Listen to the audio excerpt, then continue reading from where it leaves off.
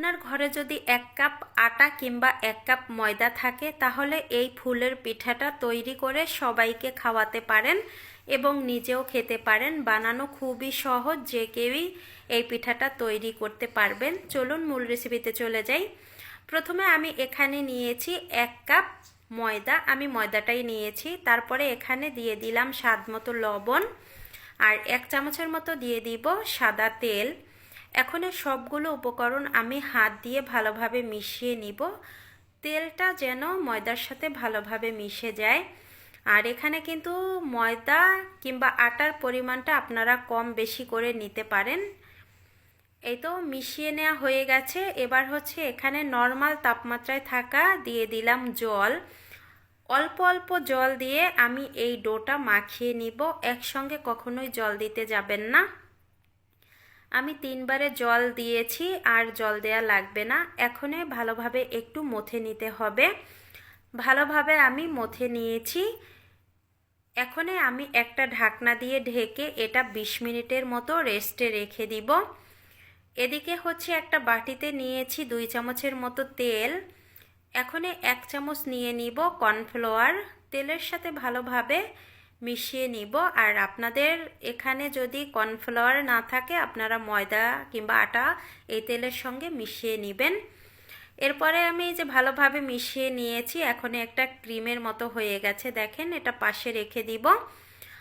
আর শিরাটা তৈরি করার জন্য এখানে আমি 1/2 কাপ পরিমাণ চিনি নিয়েছি, আর অল্প পরিমাণে একটু জল দিব, বেশি জল দেওয়ার দরকার নেই। এবার আমি চুলায় বসিয়ে দিয়েছি, গ্যাসটা অন করে দিয়েছি। 2টো ছোট সাইজের এলাচ দিয়ে আমি বলবটা তুলে নিব। এই তো বলব চলে এসেছে। এখন আমি এখানে একটু লেবুর রস দিব, আর লেবুর রস দিলে এই শিরাটা জমাট বেঁধে যাবে না, নয়তোবা জমাট বেঁধে যাবে। লেবুর রসটা দিয়ে আমি 1 মিনিটের মতো একটু জাল করে নিয়েছি। এখন গ্যাসটা বন্ধ করে নামিয়ে নিব। শিরাটা রেডি হয়ে গেছে। শিরাটা বেশি জাল দেওয়ার দরকার নেই। আর এদিকে ময়দার ডোটাও সফট হয়ে গেছে। এখন আমি একটা রুটি বেলে নিব। রুটিটা হবে না মোটা না একেবারে পাতলা, এরকম রুটিটা তৈরি করে নিতে হবে। আমি বড় সাইজের একটা রুটি তৈরি করে নিয়েছি, দেখেন। এখন এই যে একটা কাটার নিয়েছি, এই কাটার দিয়ে আমি কেটে নিচ্ছি। আপনারা এই যে ডিজাইনের কাটারগুলো, এগুলো কিন্তু বাজারে পেয়ে যাবেন। বেশি দাম না, অল্প দামেই অনেকগুলো ডিজাইন থাকে এর ভিতরে। এখন প্রত্যেকটা ছোট ছোট যে পিঠার সাইজটা আমি কেটে নিয়েছি, এগুলো আমি বের করে নিব। এবার হচ্ছে কর্নফ্লাওয়ারের যে মিশ্রণটা আমি বানিয়ে রেখেছিলাম সেটা এই যে দিয়ে দিলাম একটু।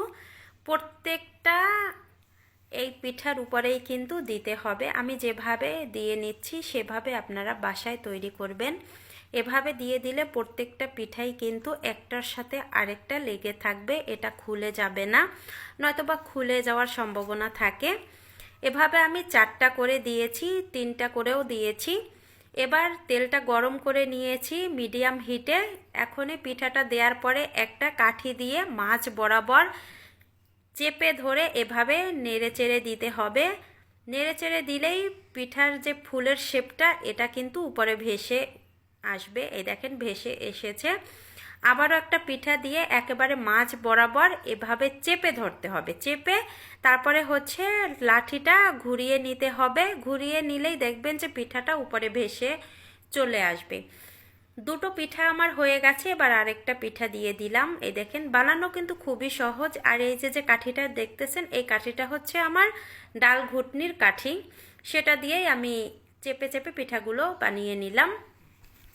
এবার হচ্ছে 1 থেকে 2 মিনিট আমি নিচের পাশটা মিডিয়াম হিটে ভাজি করে নিয়েছি। এখন এক এক করে আমি পিঠাগুলো উল্টিয়ে দিব।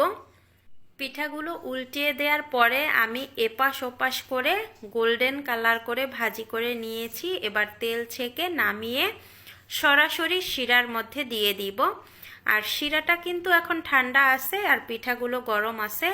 একটা চামচ দিয়ে আমি পিঠার উপরে শিরাগুলো দিয়ে দিচ্ছি। প্রত্যেকটা পিঠাই সুন্দর করে শিরাগুলো দিয়েছি। এবার হচ্ছে এই পিঠাগুলো আমি অন্য একটা পাত্রে নামিয়ে নিব।